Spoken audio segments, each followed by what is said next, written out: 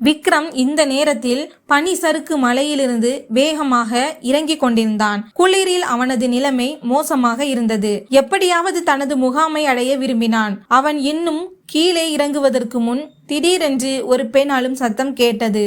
அந்த பெண் அழும் சத்தத்தை கேட்டு அவன் சற்று கலக்கமடைந்தான். இந்த சத்தம் சற்று தூரத்தில் இருந்து வந்தது. அவன் கவனமாக நடந்து அந்த இடத்திற்கு சென்றான். ஆனால் இது ஏதேனும் ஒரு குறும்பாக இருக்குமோ என்று அவனுக்கு தோன்றியது. ஏனென்றால் அவன் தனது நண்பர்களை நன்றாக அறிந்திருந்தான். அவர்கள் அடிக்கடி அவனுடன் இது போன்ற நகைச்சுவைகளை செய்வார்கள். ஒருவேளை அவனது நண்பன் தான் இதையெல்லாம் செய்கிறான் என்று அவன் நினைத்தான். அவன் சிரித்து கொண்டே அங்கு சென்றான். ஆனால் அவன் எதிரே கிடந்த பெண்ணை பார்த்தபோது அவன் முற்றிலும் பயந்து விட்டான். அந்த பெண்ணின் நிலைமை மிகவும் மோசமாக இருந்தது. அவளது முகம் நீல நிறமாக மாறியிருந்தன. அவன் வேகமாக அந்த பெண்ணை தூக்கினான். அந்த பெண் மெதுவாக கண்களை திறந்து விக்ரமை பார்த்தாள். பின்னர் தனது கைகளை அவனது கழுத்தில் போட்டுக்கொண்டாள். அவனுக்கு அவளை நீண்ட நாட்களாக தெரியும் என்பது போல. இதையெல்லாம் பார்த்த விக்ரமனின் இதயம் வேகமாக துடிக்க தொடங்கியது. இந்த அந்நிய பெண்ணை அவனுக்கு தெரியவே தெரியாது. அந்த பெண் அவனுடைய பழைய நண்பரை போல அவனிடம் நடந்து கொண்டாள். அவள் தன் முகத்தை விக்ரமனின் காதுகளுக்கு அருகில் கொண்டு சென்றாள். அவனுடைய காதுகளில் அவளுடைய தொடுதலை அவன் உணர்ந்தான். அவர்கள் இன்னும் உயரமான இடத்தில் இருந்தனர். அந்த பெண்ணை பார்த்ததும் அவள் பனிப்புயலால் இங்கு சிக்கி கொண்டிருப்பாள் என்று அவனுக்கு புரிந்தது. விரைவில் ஒரு பனிப்புயல் வரப்போகிறது என்ற செய்திகள் வந்து கொண்டிருந்தன. இந்த செய்திகளை கேட்டுக்கொண்டே அவன் கீழே ஓடி வந்தான். ஆனால் இங்கே கீழே வந்ததும் அவனுக்கு ஒரு புதிய பிரச்சனை வந்து நின்றது. சிறிது தூரத்தில் ஒரு கூடாரம் இருப்பதை கண்டான். அவன் விரைவாக அந்த பெண்ணை அழைத்து கொண்டு அந்த கூடாரத்திற்குள் சென்றான். அங்கு தேவையான அனைத்து பொருட்களும் இருந்தன. அது ஏற்கனவே இங்கு மக்கள் வசித்திருக்கிறார்கள் என்பதை காட்டியது. இத்தனை பொருட்களும் இங்கு கிடக்கின்றன. ஆனால் அந்த மக்கள் எங்கே போனார்கள் என்று விக்ரமுக்கு இப்போது கவலையாக இருந்தது. பிறகு ஒருவேளை அவர்கள் எங்கேயாவது சுற்றி பார்க்க சென்றிருப்பார்கள் என்று நினைத்து தலையை அசைத்தான். அவன் அந்த பெண்ணை பார்த்தான். அவளுடைய நிலை மிகவும் மோசமாக இருந்தது. அவள் குளிரில் கடுமையாக நடுங்கிக் கொண்டிருந்தாள். அவள் இப்படி நடுங்கிக் கொண்டிருந்தால் சிறிது நேரத்தில் உயிரை இழந்து விடுவாள் என்று விக்ரமுக்கு தோன்றியது. விக்ரம் அவளை சுயநினைவுக்கு கொண்டு வர நிறைய முயற்சி செய்தான். ஆனால் கடுமையாக தோல்வியடைந்தான். நீண்ட நேரம் அவன் இதே முயற்சியில் ஈடுபட்டிருந்தான். அவனது காதுகளில் மீண்டும் ஒரு மெல்லிய முணுமுணுப்பு கேட்க ஆரம்பித்தது. அந்த பெண்ணின் நிலையை கண்ட விக்ரமுக்கு அவள் நிலை உண்மையில் மிகவும் மோசமாக இருக்கிறது என்று புரிந்து கொண்டான். ஆனால் என்ன செய்வது என்று அவனுக்கு தெரியவில்லை. வெளியே பனிப்புயல் மீண்டும் தொடங்கியிருந்தது. விக்ரம் தான் அந்த பெண்ணுடன் இந்த சிறிய கூடாரத்தில் சிக்கி கொண்டதாக உணர்ந்தான். என்ன செய்வது, என்ன செய்யக்கூடாது என்று அவனுக்கு புரியவில்லை. ஒரு கணம் அங்கிருந்து தானாகவே சென்றுவிட்டு பெண்ணை அங்கேயே விட்டுவிடலாம் என்ற எண்ணம் அவனது மனதில் தோன்றியது.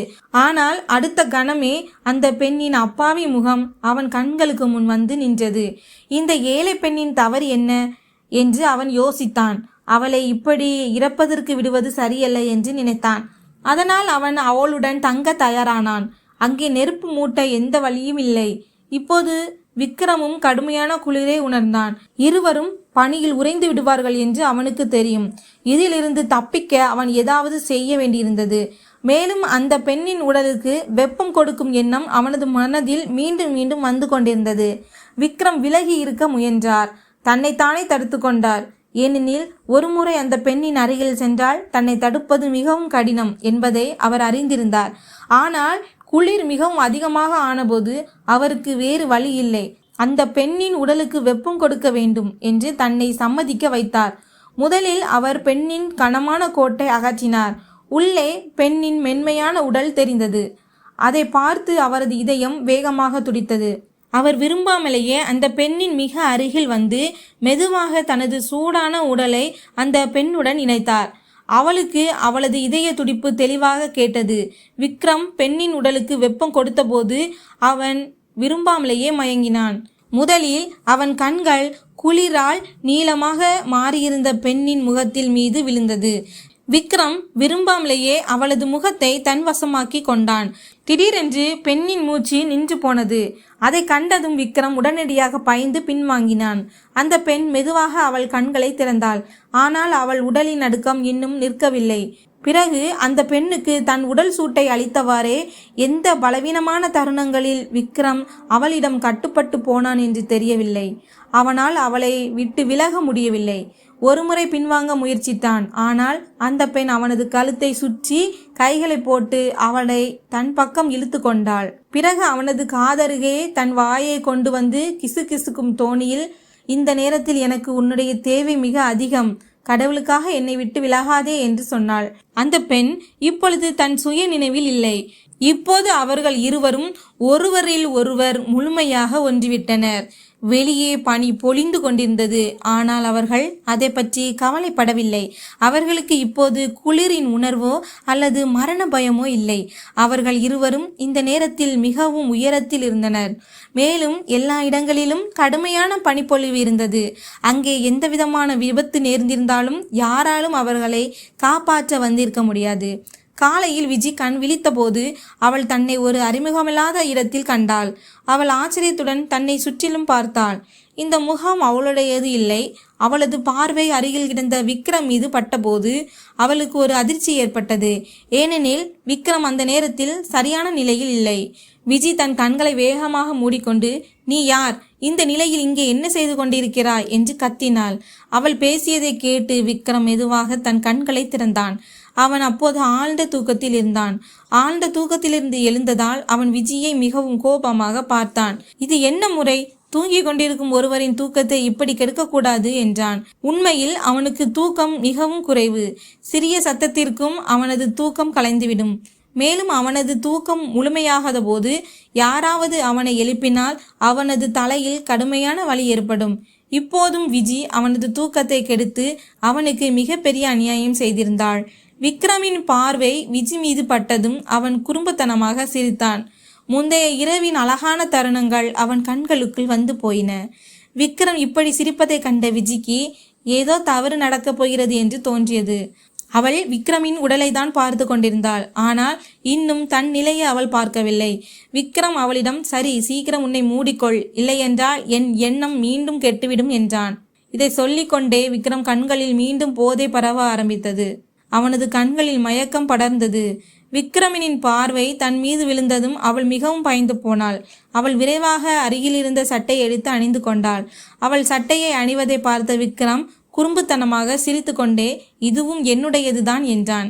விஜயின் கண்களில் கண்ணீர் வழிய அவள் விக்ரமை அடித்து கொண்டே, நீ எனக்கு என்ன செய்தாய்? இதற்காக நான் உன்னை ஒருபோதும் மன்னிக்க மாட்டேன் என்றாள். விக்ரம் அவளுடைய 2 கைகளையும் இறுக்கமாக பிடித்து அவளுக்கு மிக அருகில் வந்து அவள் முகத்தை பார்த்து, பார், நேற்று இரவு நமக்கு இடையே என்ன நடந்தது என்று உனக்கு சொல்ல என்னிடம் இப்போது எந்த வீடியோவும் இல்லை. ஆனால் என்னுடைய நினைவுகள் நிச்சயம் இருக்கின்றன. அவற்றின் அடிப்படையில் நான் உனக்கு உறுதியளிக்க முடியும். நேற்று இரவு நீயே உன் விருப்பப்படி உன்னை எனக்கு ஒப்புவித்தாய். நேற்று இரவு உனக்கு என் தேவை மிகவும் அதிகமாக இருந்தது. உன்னுடைய நிலைமை குளிரால் மிகவும் மோசமாகிவிட்டிருந்தது. மேலும் உன் உயிரை காப்பாற்ற என் கடுமையான தேவை இருந்தது. நான் உனக்கு உதவினேன். ஆனால் ஒரு இளைஞனும் ஒரு இளம் பெண்ணும் இவ்வளவு நெருக்கமாக வரும்போது தீப்பற்றி கொள்வது வெளிப்படையானதுதான். நான் உன் உடலுக்கு சிறிது நேரம் மட்டுமே சூடு கொடுத்தேன். உன் உடல்நிலையில் முன்னேற்றம் ஏற்பட்டது. நீ உன் கண்களையும் திறந்து விட்டாய். ஆனால் அதற்கு பிறகு நடந்ததெல்லாம் உணர்ச்சி வசப்பட்டது. நான் தடுமாறி போனேன். நடந்த எதுவும் நடந்திருக்கக்கூடாது என்பதை நான் ஒப்புக்கொள்கிறேன். ஆனால் அதில் நீயும் சமமான பங்காளிதான். நானும் தடுமாறி போனேன், நீயும் மறுக்கவில்லை. அந்த பெண்ணுக்கு இதை பற்றி எதுவும் தெரியாது என்பது விக்ரமுக்கு நன்றாக தெரியும். ஏனென்றால் அன்று இரவு அவள் தனது சுய நினைவில் இல்லை. அவளை உயிருடன் வைத்திருக்க அவளுக்கு வெப்பம் மட்டுமே தேவைப்பட்டது. அது விக்ரம் மூலம் அவளுக்கு கிடைத்தது. விக்ரமனின் பேச்சை கேட்ட விஜி அவனை வியப்புடன் பார்த்தாள். அவள் நம்ப முடியாமல், அப்படியானால் நமக்குள் எல்லாமே நடந்துவிட்டதா என்றாள். நிச்சயமாக, நாம் 2 இளைஞர்கள், அதனால் எல்லாமே நடந்துவிட்டது. ஆனால் இவை எதுவும் நடந்திருக்கவில்லை என்றால் ஒருவேளை நீ இன்று உயிருடன் இருந்திருக்க மாட்டாய். உன் சடலம் என் முன் கிடந்திருக்கும். எங்கேயாவது பனிக்கு அடியில் புதைந்திருக்கும். நான் உன் உயிரை காப்பாற்றியதற்கு நீ எனக்கு நன்றி சொல்ல வேண்டும் என்றான். விஜி கோபமாக அவனை தள்ளிவிட்டு, என் மரியாதையை அழித்து என் உயிரை காப்பாற்றியதற்காக நான் உனக்கு நன்றி சொல்ல வேண்டுமா? அதற்கு நான் செத்திருக்கலாம் என்றாள். விக்ரம் விஜியை பிடித்து தன் அருகில் இழுத்து அவள் காதுகளுக்கு அருகில் கிசுகிசுக்கும் பாணியில், பார், நடந்தது நடந்துவிட்டது. இப்போது அதிகமாக கவலைப்படாதே. சீக்கிரம் உன் ஆடைகளை அணிந்து கொள், நாம் கீழே செல்லலாம், புயல் நின்றுவிட்டதற்கு இறைவனுக்கு நன்றி சொல் என்று கூறி அவன் விஜியை கிளப்பிவிட்டு வெளியே சென்றான். வெளியே வந்தபோது வெளிப்புற காட்சியை கண்டு அவன் அதிர்ச்சி அடைந்தான். ஏனென்றால் புயல் இன்னும் நிற்கவில்லை, மாறாக இன்னும் வேகமாக வீசிக்கொண்டிருந்தது. இதை பார்த்த விக்ரம் பயந்து விட்டான். அவன் வேகமாக மீண்டும் கூடாரத்திற்குள் வந்தான். விஜி முகத்தை என்று வைத்துக்கொண்டு அமர்ந்திருந்தாள். விக்ரமுக்கு இந்த கோபமான பெண் மிகவும் தனக்கு நெருக்கமானவளாக தோன்றினாள். ஒரே இரவில் விஜியுடன் தனக்கு என்ன உறவு ஏற்பட்டதென்று தெரியவில்லை. இருவரும் எப்போதிலிருந்தோ ஒருவரை ஒருவர் அறிந்திருப்பதாக தோன்றியது. அவன் அவளது கோபத்தை போக்க விரும்பினான். அவளை சமாதானப்படுத்த விரும்பினான். நடந்ததை மனதில் வைத்துக்கொள்ள வேண்டாம் என்று அவளுக்கு உறுதியளிக்க விரும்பினான். நான் எதிர்காலத்திலும் உன்னை கைவிட மாட்டேன், மாறாக முழு மரியாதையுடன் சமூகத்தின் முன்னால் உன்னை என் மனைவியாக ஏற்றுக்கொள்வேன் என்று கூற விரும்பினான். ஆனால் இப்போது இவற்றுக்கெல்லாம் நேரமில்லை. ஏனெனில் புயல் எந்த நேரத்திலும் இன்னும் அதிகமாக வலுப்பெறலாம். எனவே அவன் அவசரமாக விஜியிடம் உன்னிடம் ஏதாவது தொடர்பு சாதனம் இருக்கிறதா என்று கேட்டான். விஜியும் இப்போது வானிலையின் தீவிரத்தை உணர்ந்தாள். அவள் விரைவாக எழுந்து வெளியே பார்த்தபடி, இல்லை, என் மொபைலும் எங்கே விழுந்தது என்று தெரியவில்லை. நான் இங்கு முதன்முறையாக வந்திருக்கிறேன். இந்த இடம் எனக்கு முற்றிலும் புதிது என்றாள். விஜயின் பேச்சு கேட்டு விக்ரம் மேலும் கவலைப்பட்டான். ஆச்சரியத்துடன், இதற்கு என்ன அர்த்தம்? இந்த கூடாரம் உன்னுடையது இல்லையா என்று கேட்டான். விஜி, இல்லை, நான் உன்னிடம் சொன்னேனே, இந்த கூடாரம் என்னுடையது இல்லை. உண்மையில் நான் என் தோழர்களுடன் மலையேறி கொண்டிருந்தேன். ஆனால் திடீரென்று பனிப்புயல் வந்துவிட்டது. நான் மயங்கி விழுந்தேன். அதன் பிறகு எனக்கு என்ன நடந்தது என்று எதுவும் நினைவில் இல்லை என்று கூறி தனது தோழர்களை நினைத்து கொண்டாள். அழுது கொண்டிருந்தாள். அவள் அழுவதை பார்த்த விக்ரமுக்கு மனதுக்குள் ஏதோ ஒன்று செய்தது. அவன் அவளுக்கு ஆறுதல் கூறி, பார், நான் இருக்கும்போது நீ கவலைப்பட தேவையில்லை. நான் உன் தோழர்களை கண்டுபிடிப்பது மட்டுமல்லாமல் உன்னையும் மிக விரைவாக வீட்டிற்கு அனுப்பி வைப்பேன். நான் உன்னுடன் இருக்கும் வரை நீ சற்றும் கவலைப்பட தேவையில்லை. இதற்காக நாம் இங்கிருந்து வெளியேற வேண்டும். வெளியேறுவதற்கு முதலில் நான் கீழே உள்ளவர்களுடன் தொடர்பு கொள்ள வேண்டும். ஏனென்றால் யாருடைய உதவியும் இல்லாமல் நம்மால் இங்கிருந்து வெளியேற முடியாது என்றான். விஜி, ஆனால் என்னிடம் யாருடனும் தொடர்பு கொள்ள வேண்டிய எதுவும் இல்லையே என்று கூற ஆரம்பித்தாள். விஜயின் முகத்திலும் கவலை தெளிவாக தெரிந்தது. விஜிக்கும் விக்ரமுக்கும் இடையில் அன்று இரவு நடந்தவற்றால் விஜி மகிழ்ச்சியாக இல்லை. ஆனால் அவளால் விக்ரமுடன் நீண்ட நேரம் கோபமாக இருக்க முடியவில்லை. ஏதோ ஒரு பிணைப்பு அவளை விக்ரமை நோக்கி ஈர்த்தது. அன்று இரவு நடந்த சந்திப்பு இருவரின் உடல்களை மட்டுமல்ல, ஒருவேளை இருவரின் இதயங்களையும் ஒன்றிணைத்திருந்தது. விஜி அவன் தோளில் கை வைத்து, நீ சிறிது நேரம் உட்கார்ந்து அமைதியாக யோசி, ஒருவேளை ஏதாவது ஒரு வழி கிடைக்கலாம் என்று சொன்னாள். விக்ரம் கவலையுடன், ஆனால் விஜி, நமக்கு உட்கார நேரம் இல்லை. நாம் இங்கே உட்கார்ந்தால் இந்த புயல் நம்மை முழுமையாக விழுங்கிவிடும். நம்மையும் கூட இந்த மலையில் உறைந்த பனிக்கட்டியாக மாற்றிவிடும். கடவுளுக்காக இது போன்ற விஷயங்களை பேசாதே. ஒரு மனிதன் நல்லதை சொல்ல முடியாவிட்டாலும் குறைந்தபட்சம் கெட்டதை சொல்லக்கூடாது என்று விஜி முகம் சுளித்தாள். விஜி, நான் தவறாக எதுவும் சொல்லவில்லை. நான் உண்மைதான் சொன்னேன். இந்த விஷயத்தில் உங்களுக்கு நன்றாக தெரியும். ஏனென்றால் உறைந்து போவதற்கு நீங்கள் மிகவும் பயப்படுகிறீர்கள். அதனால்தான் நேற்று இரவு நீங்கள் என்னுடன் இவ்வளவு ஒட்டி கொண்டிருந்தீர்கள். என்னை விடுவதாகவே இல்லை. விக்ரம் நினைவூட்டியதும் விஜியின் முகம் வெட்கத்தால் சிவந்து போனது. அவள் கொஞ்சம் எரிச்சலுடன், சரி, இப்போது இதை மறந்துவிடு, நானும் மறந்துவிட்டேன் என்றாள். விஜயின் இந்த வெட்கப்பட்ட தோற்றத்தை விக்ரமிற்கு மிகவும் பிடித்திருந்தது. அவன் அவளுக்கு மிக அருகில் வந்து அவளை தன் கைகளில் அணைத்து கொண்டு, விஜி, நான் எப்படி மறக்க முடியும்? அந்த தருணங்கள் என் வாழ்க்கையின் மிக அழகான தருணங்கள். நான் இதற்கு முன் எந்த பெண்ணையும் இவ்வளவு நெருக்கமாக பார்த்ததில்லை என்பது உனக்கு தெரியுமா? ஒரு பெண்ணை முதலில் பார்க்கும் இந்த வாய்ப்பு எனக்கு கிடைத்தது. உன்னை பார்த்தவுடன் என் எல்லா ஆசைகளையும் நிறைவேறிவிட்டன. இப்போது உன்னை தவிர வேறு எதுவும் எனக்கு தெரியவில்லை. நாம் எப்போதும் இங்கேயே மாட்டிக்கொள்ள வேண்டும் என்றும் ஒருவருக்கொருவர் கைகளில் இருக்க வேண்டும் என்றும் என் மனம் விரும்புகிறது. விக்ரம் மீண்டும் மயங்க தொடங்கினான். ஒரு விஷயம் மட்டும் உறுதி விஜி, நாம் இங்கிருந்து கிளம்பியதும் உடனே திருமணம் செய்து கொள்வோம். உனக்கு ஆட்சேபனை இல்லைதானே என்று அவன் கேட்டான். இதை சொல்லிக்கொண்டே விக்ரமினின் சூடான சுவாசம் விஜியின் கழுத்தில் படத் தொடங்கியது. விக்ரமினின் சூடான மூச்சு காற்றை விஜி தன் கழுத்தில் உணர்ந்தாள். அவன் எண்ணங்கள் மாறுவதை பார்த்ததும் விஜியின் கவனம் மீண்டும் புயலை நோக்கி திரும்பியது. அவள், இப்போது இதையெல்லாம் செய்ய வேண்டிய நேரம் இல்லை. முதலில் இங்கிருந்து வெளியேறுவதை பற்றி யோசி, பிறகு நான் உன்னை பற்றி ஏதாவது யோசிக்கிறேன் என்றாள். இதை சொல்லிவிட்டு அவளும் புன்னகைக்க தொடங்கினாள். ஆனால் விஜி அதுவரை தன் வாழ்க்கையில் என்ன நடக்கப் போகிறது என்று அவளுக்கு தெரியவில்லை. அவள் விக்ரமுடன் தனது எதிர்கால வாழ்க்கையை பற்றி புதிய கனவுகளை காண ஆரம்பித்தாள். சிறிது நேரத்திலேயே புயல் அடங்க தொடங்கியது. சில மீட்பு பணியாளர்களும் மக்களை காப்பாற்ற வர ஆரம்பித்தனர். ஏனென்றால் பலர் பனிப்புயலில் சிக்கியிருந்தனர். விஜயும் விக்ரமும் ஹோட்டலுக்கு வந்து சேர்ந்தனர். அவர்கள் ஒரே ஹோட்டலில் தங்கியிருந்தனர். அடுத்த நாளே விஜயும் விக்ரமும் தங்கள் வீடுகளுக்கு கிளம்பினர். விஜி ஒரு புகைப்பட கலைஞர். இங்கே பனி நிறைந்த பகுதியில் புகைப்படம் எடுக்க வந்திருந்தாள். விக்ரம் தனது நண்பர்களுடன் சுற்றி பார்க்க வந்திருந்தான். இருவரும் ஒருவருக்கொருவர் தொலைபேசி எண்களை பெற்றுக்கொண்டனர். இங்கிருந்து புறப்பட்ட 3வது நாள் விக்ரம் விஜயின் வீட்டிற்கு தனது உறவு பேச்சை கொண்டு வருவான் என்று வாக்குறுதியுடன் பிரிந்தனர். விஜி மகிழ்ச்சியில் மிதந்தாள். வீட்டிற்கு சென்று விக்ரமனின் உறவுக்காக காத்திருந்தாள். ஆனால் அவளின் காத்திருப்பாகவே இருந்தது. விக்ரம் தனது உறவை அனுப்பவில்லை. 4 நாட்கள் கடந்துவிட்டன. வேறு வழியின்றி விஜி விக்ரமுக்கு போன் செய்தாள். ஆனால் விக்ரம் போன் அணைக்கப்பட்டிருந்தது. விஜி மிகவும் பதட்டமடைந்தாள். அவளின் மனதில் மோசமான எண்ணங்கள் தோன்றின. விக்ரம் அவளை ஏமாற்றி விட்டானா? அப்படியென்றால் அவள் விக்ரமை ஒருபோதும் மன்னிக்க மாட்டாள். அவன் அவளின் அன்பையும் நம்பிக்கையையும் சீர்குலைத்து விட்டான். இப்படியே விக்ரமிற்காக காத்திருந்து 15 நாட்கள் ஆகிவிட்டன. விக்ரம் எந்த தகவலும் இல்லாமல் போனான். அவனிடமிருந்து எந்த தொலைபேசி அழைப்பும் வரவில்லை. அப்போது விஜிக்கு தனது உடல்நிலையில் சில மாற்றங்கள் ஏற்படுவதை உணர்ந்தாள். விஜயின் அம்மா அவளின் இந்த மாற்றமடைந்த உடல்நிலையை பார்த்தவுடன் உடனடியாக அவளை மருத்துவரிடம் அழைத்து சென்றாள். அஞ்சியதே நடந்தது. விஜி கர்ப்பமாக இருந்தாள். விஜயின் அம்மா தனது தலையை பிடித்து கொண்டு உட்கார்ந்தாள். அவள், விஜி, நீ என்ன செய்துவிட்டாய்? நாங்கள் உன் மீது நம்பிக்கை வைத்தோம். நீ எங்கு செல்ல வேண்டும் என்று கேட்டாலும் உன்னை தனியாக அனுப்பினோம். ஆனால் நீ எங்கள் நம்பிக்கையையே சிதைத்து விட்டாய் என்று சொன்னாள். விஜி பேசுவதற்கு எதுவும் இல்லை. விஜயின் அம்மா குழந்தையை கலைக்க விரும்பினாள். ஆனால் விஜி, நான் இந்த குழந்தையை பெற்றெடுப்பேன் என்று திட்டவட்டமாக சொல்லிவிட்டாள். விஜயின் பிடிவாதத்திற்கு அவளின் அம்மா செய்வதறியாது நின்றாள்.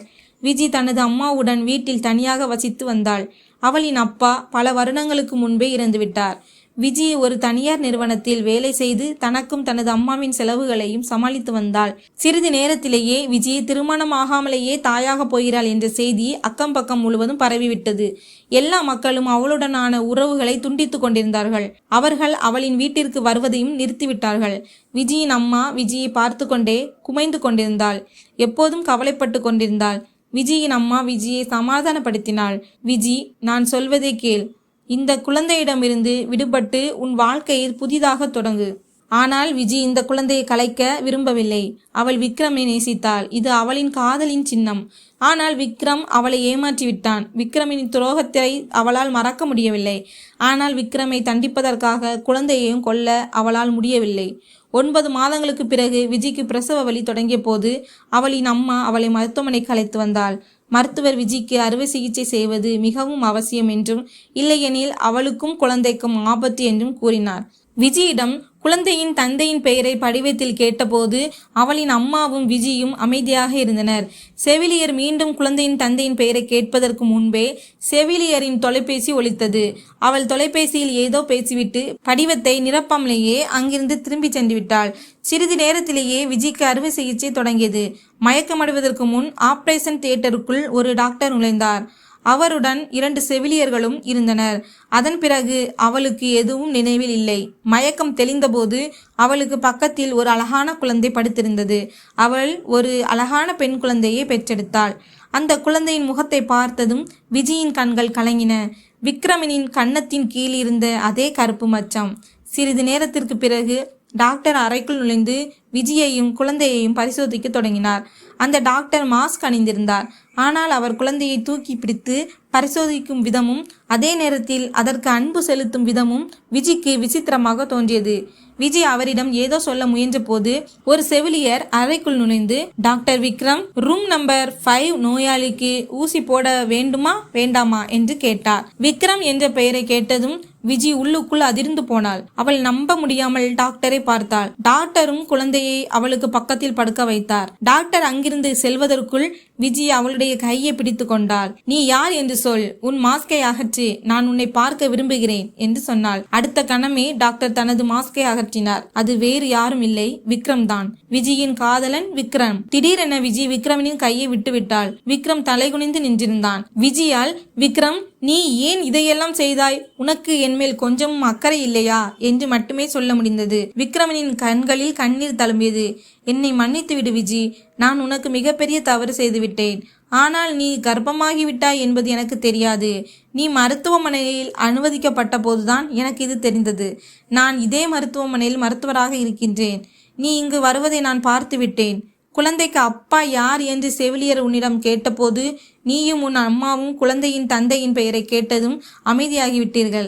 அப்போதே நான் எல்லாவற்றையும் புரிந்து கொண்டேன். அதனால் நான் செவிலியருக்கு ஃபோன் செய்து என் அறைக்கு வர சொன்னேன். அந்த படிவத்தை நிரப்ப சொன்னேன். அதில் குழந்தையின் தந்தையின் பெயராக விக்ரம் என்று எழுதினேன்.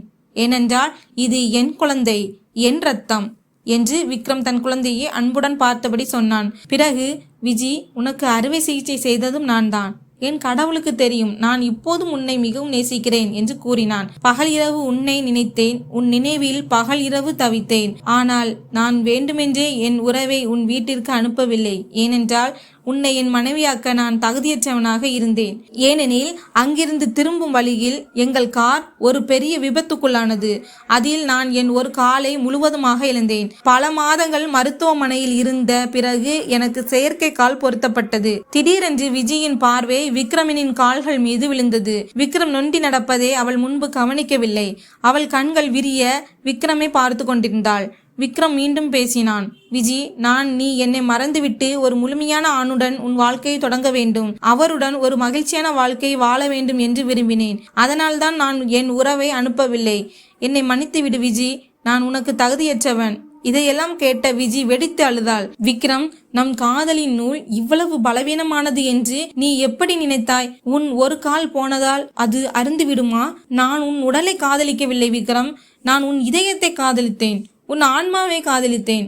நம்முடைய இணைவு இரு உடல்களின் இணைவு அல்ல, அது ஒரு சந்திப்பு இல்லை, இரு ஆத்மாக்களின் சங்கமம். இந்த நேரத்தை நான் எப்படி அழுது கழித்தேன் என்று உனக்கு என்ன தெரியும்?